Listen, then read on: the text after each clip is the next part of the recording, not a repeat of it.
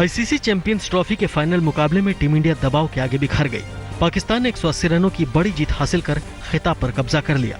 Oval में toss जीतकर भारत ने पहले गेंदबाजी का फैसला किया था, लेकिन भुवनेश्वर और हार्दिक पांड्या को छोड़कर बाकी गेंदबाजों की पाक बल्लेबाजों ने जमकर धुनाई कर डाली और 50 ओवर में 338 रन का विशाल स्कोर खड़ा कर दिया।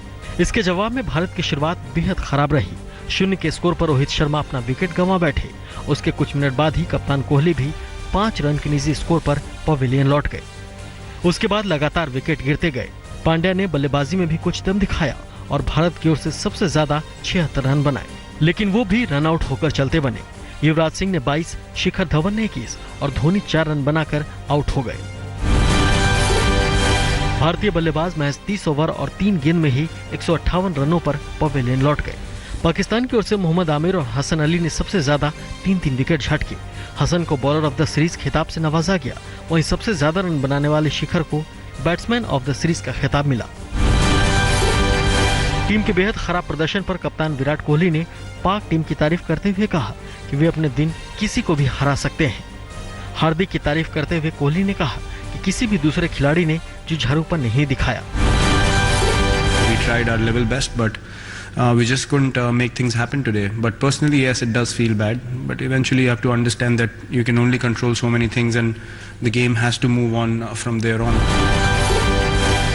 टीम इंडिया के हार से देश के कई शहरों में लोगों का गुस्सा फूटा। इलाहाबाद की ये तस्वीरें देखिए। क्रिकेट प्रेमियों ने खिलाड़ियों के पोस्टर जलाकर अपने गुस्से का इजहार किया। हरिद्वार में तो लोग टेलीविजन लेकर सड़क पर आ गए और उसे तोड़ डाला। कानपुर में भी लोगों का गुस्सा दिखा। मैच में हार मिलते ही क्रिकेट प्रेमियों ने अपनी टीवी तोड़ डाली।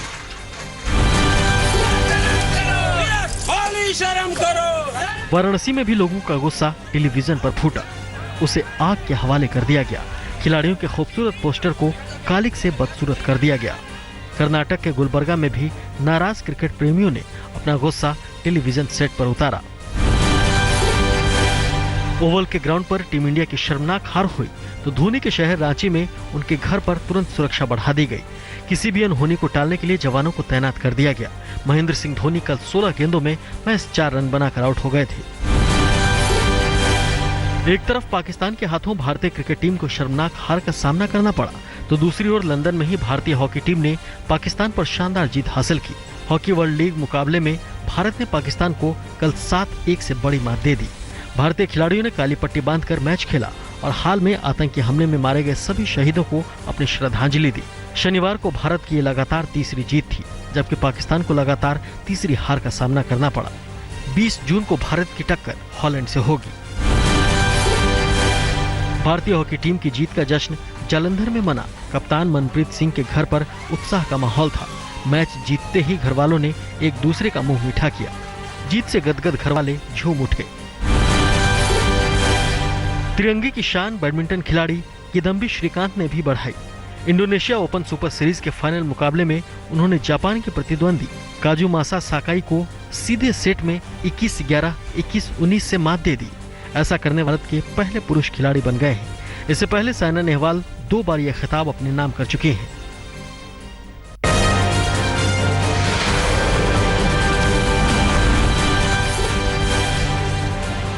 दार्जिलिंग में अशांति का आज 11वां दिन है। अब गोरखा जनमुक्ति मोर्चा ने अनिश्चितकालीन हड़ताल का ऐलान कर दिया है। लगातार हिंसा की वजह से वहां जनजीवन पर गंभीर असर पड़ा है। हालात ऐसे हैं कि प्रशासन ने आज भी इंटरनेट और मोबाइल कनेक्टिविटी पर पाबंदी लगाने का फैसला किया है, ताकि किसी भी तरह की अफवाहों और सोशल मीडिया के गलत इस्तेमाल से बचा जा सके। इस बीच रविवार को गृहमंत्री राजनाथ सिंह ने लोगों से शांति बनाए रखने की अपील की। 2 दिन पहले ही उन्होंने मुख्यमंत्री ममता बनर्जी से भी हालात पर बात की थी। दार्जिलिंग में 8 जून से हिंसा का दौर जारी है। बिगड़े हालात के बीच कल सेना ने दार्जिलिंग में फंसे लोगों को वहां से बाहर निकाला। बड़ी संख्या में वहां घूमने पहुंचे पर्यटकों की मदद की। कई एनसीसी छात्र भी हिंसा के बीच फंसे हुए थे। वहां से सभी को सेना ने निकालकर सुरक्षित ठिकानों पर पहुंचाया। इधर गोरखालैंड की मांग करने वालों ने अब केंद्र की मोदी सरकार पर जमकर निशाना साधा है। पहले जीजेएम ने प्रधानमंत्री नरेंद्र मोदी पर भरोसा जताते हुए मामले में दखल देने की मांग की थी। 1993 के मुंबई ब्लास्ट केस में दोषी करार दिए गए अबू सलेम समेत सभी 6 दोषियों की सजा पर आज सुनवाई होगी। मुंबई की विशेष टाडा कोर्ट ने 17 जून को सभी को दोषी करार दिया था। इस मामले में अबू सलीम के अलावा मुस्तफा दोसा, करीमुल्लाह खान, फिरोज अब्दुल राशिद खान, रियाज सिद्दीकी और ताहिर मर्चेंट को दोषी करार दिया गया है। वहीं अदालत ने दाऊद इब्राहिम के मैनेजर अब्दुल कयूम अंसारी को बरी कर दिया था, क्योंकि उस पर संजय दत्त को हथियार सप्लाई करने का आरोप साबित नहीं हो सका। अलगाववादी नेताओं की देश विरोधी गतिविधियों से जुड़ा एक और बड़ा खुलासा हुआ है। एनआईए के चार्जशीट के हवाले से खुलासा हुआ है कि हुर्रियत चीफ सैयद अली शाह गिलानी को 2005 से 2011 के बीच आईएसआई की मदद से बड़ी आर्थिक मदद मिली। दिल्ली पुलिस ने हवाला के जरिए भेजी गई करोड़ों की रकम कई बार जब्त भी की थी। कुछ संदिग्ध युवक गिरफ्तार भी किए गए, जिनसे पूछताछ में आतंकी मदद का खुलासा हुआ था। इसके बाद भी केंद्र की तत्कालीन यूपीए सरकार ने इस मामले में एक्शन नहीं लिया। हालांकि 2011 में गिलानी से पूछताछ हुई थी, लेकिन उन्हें छोड़ दिया गया था। श्रीनगर के कई इलाकों में आज लगातार दूसरे दिन हाई अलर्ट जारी है। शनिवार को खुफिया एजेंसियों के हवाले से खबर मिली थी कि आतंकवादी अहम ठिकानों को टारगेट कर सकते हैं। इसकी जानकारी मिलने के बाद पूरे श्रीनगर में हाई अलर्ट घोषित कर दिया गया। ये अलर्ट 48 घंटे के लिए यानी आज तक का है। इस वजह से अहम जगहों पर सुरक्षा बलों की संख्या बढ़ा दी गई है।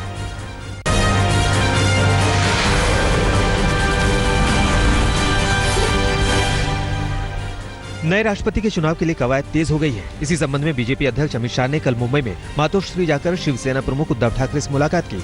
ये मुलाकात करीब 1.25 घंटे चली। इस दौरान मुख्यमंत्री देवेंद्र फडणवीस भी मौजूद थे। सूत्रों के मुताबिक राष्ट्रपति चुनाव की रणनीति पर चर्चा के दौरान उद्धव ने अपने दिए 2 नामों पर बीजेपी से रुख साफ करने को कहा। तब अमित शाह ने कहा कि उम्मीदवार के नाम का फैसला प्रधानमंत्री मोदी करेंगे। एनडीए के सभी सहयोगियों ने इस पर सहमति दे दी है, लेकिन सूत्रों के मुताबिक उद्धव का कहना है कि अगर उनके दिए नामों पर रुख साफ नहीं है तो बीजेपी पहले अपने उम्मीदवार का नाम बताए, इसके बाद ही शिवसेना कोई फैसला लेगी।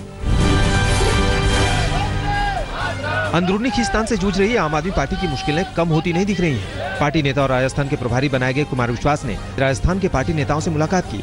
दिल्ली में आम आदमी पार्टी के दफ्तर में हुई इस मुलाकात के दौरान कुमार विश्वास ने कहा कि वो हर 15 दिन में राजस्थान के पर्यवेक्षकों से मिलेंगे। उन्होंने अपील की कि कार्यकर्ता दिल्ली में चल रही खींचतान और आरोप प्रत्यारोप से प्रभावित न हो। उत्तर प्रदेश की योगी सरकार ने कब्रिस्तानों की घेरेबंदी पर जांच बिठा दी है। घेरेबंदी पर करीब 1200 करोड़ रुपए खर्च हुए थे।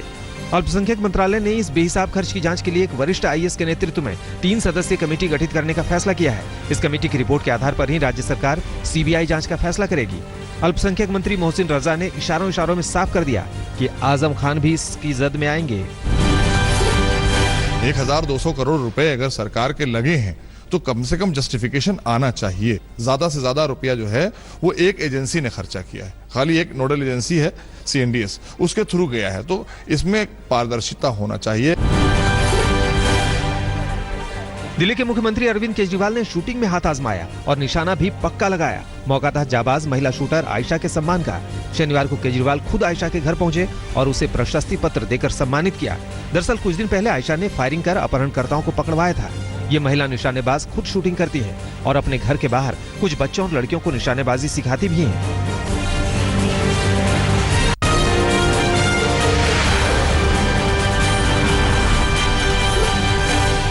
दिल्ली के सफदरजंग अस्पताल में बड़ी लापरवाही का मामला सामने आया है। वहां जन्मे एक नवजात को डॉक्टर ने पहले तो मृत बता दिया, फिर लेबल लगाकर सील कर उसे परिजनों को सौंप दिया। जब परिजन बच्चे को लेकर घर पहुंचे तो सील पैक पॉलिथीन में हलचल हुई। उन्होंने सील खोलकर देखा तो बच्चा जिंदा था। परिवार वाले बच्चे को लेकर तुरंत दोबारा सफदरजंग अस्पताल पहुंचे और उसे भर्ती कराया। इस बड़ी लापरवाही के मामले में सफदरजंग अस्पताल प्रबंधन ने टीम बनाकर जांच शुरू कर दी है। वहीं नवजात के परिजनों ने दिल्ली पुलिस से भी शिकायत की है। पूर्व केंद्रीय मंत्री कांतिलाल भूरिया के सांसद प्रतिनिधि राजीव रावत के खिलाफ संगीन मामला सामने आया है। उनके खिलाफ पुलिस ने केस दर्ज किया है। आरोप व्हाट्सएप ग्रुप पर अश्लील वीडियो पोस्ट करने का है। इस मामले में पुलिस जांच पड़ताल में जुट गई है।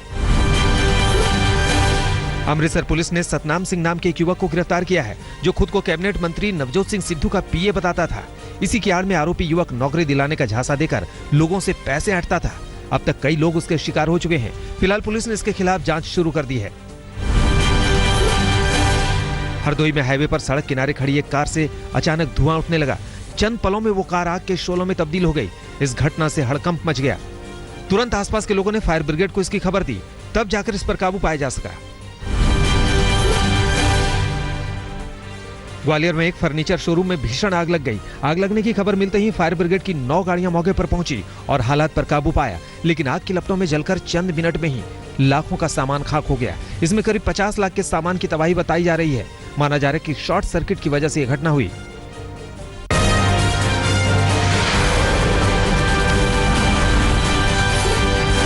राजस्थान के प्रतापगढ़ में खुले में शौच के विवाद में हुई हत्या के मामले में अब सियासत तेज हो गई है। विपक्षी पार्टी कांग्रेस ने पोस्टमार्टम रिपोर्ट पर ही सवाल खड़े किए हैं। समाजसेवी जफर खान की हत्या उस वक्त की गई जब कुछ लोग एक महिला की आपत्तिजनक तस्वीर ले रहे थे। आरोप नगर परिषद की स्वच्छ भारत अभियान की टीम पर है। इस मामले में कांग्रेस ने मांग की है कि जफर खान के साथ मारपीट हुई और इसकी सख्ती से उच्च स्तरीय जांच होनी चाहिए। मुख्यमंत्री वसुंधरा राजे ने ट्वीट कर मौत पर दुख जताया था, जिसके बाद उन्हें ट्रोल किया गया। दिल्ली के रनहौला में एक युवक की लाश मिलने से हड़कंप मच गया। मृतक के हाथ पैर बंधे हुए थे और उसके सिर को बड़े ही बेरहमी से कुचला गया था। पुलिस ने लाश की शिनाख्त की कोशिश की, लेकिन कामयाबी नहीं मिली। अब आसपास के सीसीटीवी को खंगालकर सबूत की तलाश में जुटी है। दिल्ली पुलिस की साइबर सेल ने एक फर्जी कॉल सेंटर चलाने वाले रैकेट का भंडाफोड़ किया है। आरोप दिल्ली एनसीआर इलाके में फर्जी कॉल सेंटर खोलकर पतंजलि में नौकरी दिलाने के नाम पर ठगी कर रहे थे। इसकी जानकारी मिलने के बाद पुलिस ने जाल बिछाकर नरेंद्र नाम के मास्टरमाइंड को गिरफ्तार कर लिया। उससे 8 मोबाइल फोन, लैपटॉप और फर्जी कागजात बरामद किए गए हैं। मुजफ्फरनगर की नेशनल हाईवे 58 पर एक बार फिर लूटपाट की वारदात हुई। इस बार टारगेट पर था चेन्नई का दंपत्ति। हरिद्वार से दिल्ली जाते वक्त दंपत्ति पर 2 बदमाशों ने गोली चला दी, जिसमें महिला का पति जख्मी हो गया। फायरिंग के बाद बदमाश मौके से फरार हो गए। उस वक्त हाईवे से गुजर रहे एक राहगीर ने घायल दंपत्ति को निजी अस्पताल में भर्ती कराया। फिलहाल महिला के पति की गंभीर हालत को देखते हुए उसे मेरठ रेफर कर दिया गया है। सीसीटीवी के आधार पर पुलिस जांच में जुटी है। गुड़गांव के मानेसर गैंगरेप और मर्डर मामले में नया मोड़ आ गया है। इस केस में सस्पेंस हुई महिला सब इंस्पेक्टर के पक्ष में पंचायतों ने पुलिस कमिश्नर से मुलाकात की और महिला सब इंस्पेक्टर पर कार्रवाई को साजिश का हिस्सा बताया। पंचायतों का दावा है कि एसएचओ की गलती थी, जबकि सजा सब इंस्पेक्टर को मिली। अब पुलिस महकमे ने एसएचओ के खिलाफ भी इंक्वायरी बैठा दी है। ठाणे क्राइम ब्रांच ने नकली नोट चलाने वाले गिरोह का पर्दाफाश किया है। इस मामले में एक आरोपी को गिरफ्तार भी किया गया है। उससे 2000 के 537 नोट बरामद किए गए हैं। पुलिस को शक है कि इस गिरोह में कई और भी लोग शामिल हैं, जिनके बारे में आरोपी से पूछताछ की जा रही है। यूपी के रामपुर में एक बैंक के अंदर महिला से गैंगरेप की वारदात हुई। पीड़ित ने आरोप लगाए हैं कि उसके साथ बैंक मैनेजर और एक अन्य शख्स ने सामूहिक बलात्कार किया। महिला अपना नया अकाउंट खुलवाने गई थी। पुलिस एफआईआर दर्ज कर मामले की जांच कर रही है। भारत और पाकिस्तान के बीच आईसीसी चैंपियंस ट्रॉफी के फाइनल मैच के दौरान सट्टेबाजी करने वाले गिरोह का पर्दाफाश हुआ है। ऑनलाइन सट्टा लगाने वाले गिरोह पर महाराष्ट्र की अकोला पुलिस ने छापेमारी की तो आरोपियों से 15 मोबाइल, एक एलईडी टीवी, लैपटॉप समेत 2.5 लाख का माल जब्त किया गया। 3 सट्टेबाज भी गिरफ्तार किए गए हैं।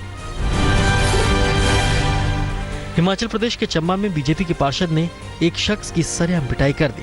आरोप है कि डिप्टी कमिश्नर के कार्यालय से एक मीटिंग कर लौटते वक्त महिला पार्षद का गुस्सा फूटा।